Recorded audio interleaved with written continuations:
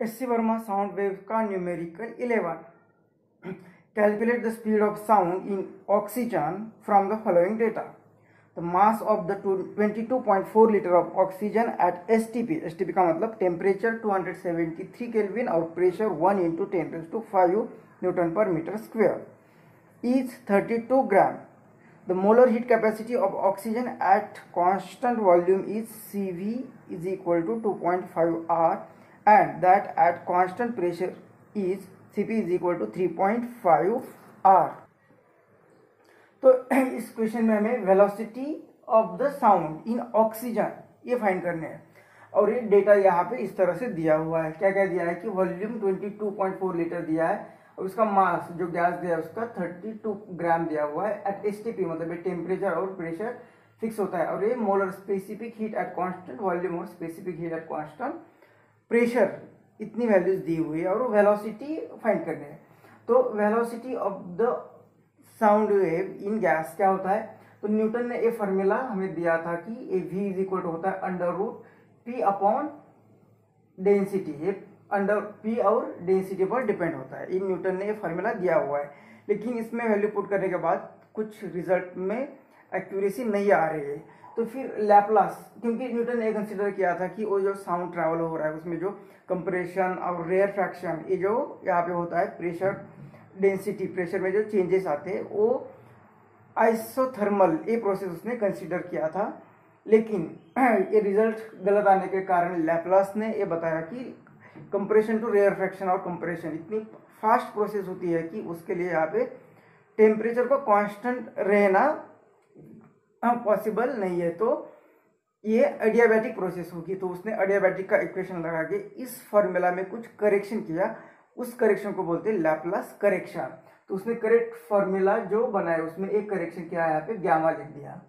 अब एक गामा क्या होता है, एक गामा होता है ratio of the molar specific heats is equal to पढ़ा है, तो ये होता है ratio of the specific heat, मतलब molar specific heat at constant pressure to the molar specific heat at constant volume. तो ये वैल्यू अगर इसमें पुट करते तो हमें velocity of the sound wave in oxygen मिल जाएगा. अब इस सीपी गामा की वैल्यू, सीपी की वैल्यू हमें ऑलरेडी दी है यहाँ पे 3.5 R और डिवाइडेड बाय सीवी, सीवी भी दिया हुआ है 2.5 R.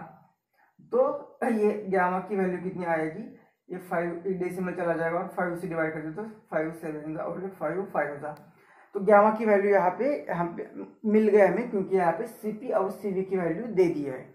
अगर नहीं दी होती तो भी हमें यहाँ पे जो ऑक्सीजन कहा है तो इस ऑक्सीजन से इस गामा की वैल्यू पता चलेगी, क्योंकि ऑक्सीजन क्या है, डायटोमिक मॉलिक्यूल. तो डायटोमिक मॉलिक्यूल जैसे ऑक्सीजन हो या एयर भी हो तो उनके लिए एक गामा की वैल्यू 7.5 होती है. और ये कैसे आती है, ये थर्मोडायनेमिक्स में इसका कॉन्सेप्ट है.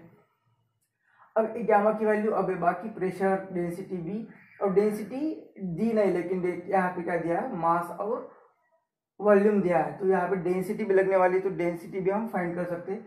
तो ये डेंसिटी कितने आएगी, इसे इक्वेशन 1 लिखते हैं. तो डेंसिटी मतलब मास अपॉन वॉल्यूम.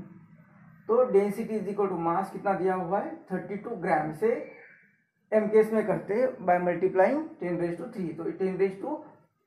10⁻³ से मल्टीप्लाई करते हैं तो 1 kg में चला जाएगा. और वॉल्यूम कितना दिया है, लीटर में दिया है, तो 22.4 लीटर. तो इससे भी हमें करना है कन्वर्जन इनटू मीटर क्यूब. तो इसका कन्वर्जन कैसे करते हैं, तो कन्वर्जन के लिए याद रखना है कि 1000 लीटर जो होता है इज इक्वल टू होता है 1 मीटर क्यूब. तो 1 लीटर कैसे आएगा, इसे 1000 से डिवाइड करेंगे तो यहाँ पे 1000 से डिवाइड करेंगे, 1000 से डिवाइड कर रहे हैं मतलब 10⁻³ से मल्टीप्लाई कर रहे हैं. तो ये होगा कन्वर्जन, लीटर टू मीटर में कन्वर्जन करना है मीटर क्यूब में, तो ये होगा कन्वर्जन फैक्टर. तो यहाँ पे इतने लीटर है तो उसका मीटर क्यूब में हमें कन्वर्जन करना है. तो इसे हम मल्टीप्लाई करेंगे 10⁻³ से. तो इस तरह से ये 2 फैक्टर चले जाएंगे और ये रहेगा डेंसिटी. तो ये डेंसिटी और एक गामा की वैल्यू यहाँ पे पुट करेंगे तो हमें वेलोसिटी मिल जाएगी. तो देयरफॉर ये इक्वेशन फिर से लिखते हैं.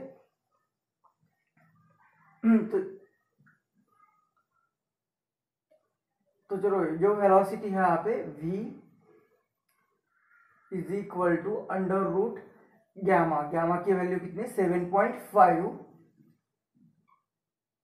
p। प्रेशर, प्रेशर कितना दिया है तो एट एसटीपी, एसटीपी का मतलब ही है 1 इंटू 10⁵ न्यूटन मीटर क्यूब। और ये डेंसिटी यहाँ पे 32 अपॉन दिस, मतलब 32 डिवाइडेड के बाद जगह पे लिखते 22.4।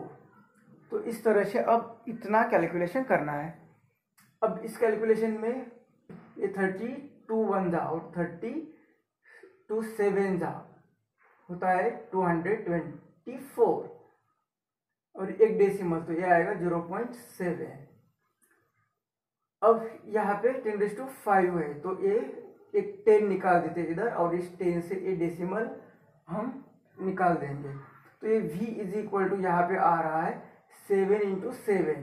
तो इस 7 को डायरेक्ट रूट के बाहर ले लेते 7। 10⁴ का भी रूट आएगा 10⁵।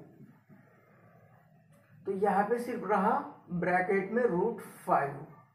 अब √5 से मल्टीप्लाई डिवाइड करना है तो यहाँ पे √5 और √5 इस तरह से लिख देते हैं। तो ये वेलोसिटी यहाँ पे 7, ये √5 का आएगा 5 और ये 10⁵ का यहाँ पे 700 और 5 की वैल्यू होती है, √5 की वैल्यू होती है 2.236। तो इसे 5 से डिवाइड करेंगे तो ये 0. तो ये 2 डेसिमल के कारण तो ये डेसिमल इधर आ जाएगा, तो ये डेसिमल चला गया तो 5 4 जा 20, ये 2 रहेगा 23, फिर से 5 4 जा 20, फिर से 3 रहेगा, फिर 5 7 जा 35 और 2 इतनी आएगी। तो 2 से और ये डेसिमल निकाल दिया है तो वेलोसिटी यहाँ पे 7 से मल्टीप्लाई करेंगे तो 7 2 जा 14, 1 8 29 49 और ये 50 और ये 28 में 5 मिलाया तो ये और ये 2 डेसिमल तो ये आ रहा है 313.4। तो वेलोसिटी आ रही है 313.04 मीटर पर सेकेंड।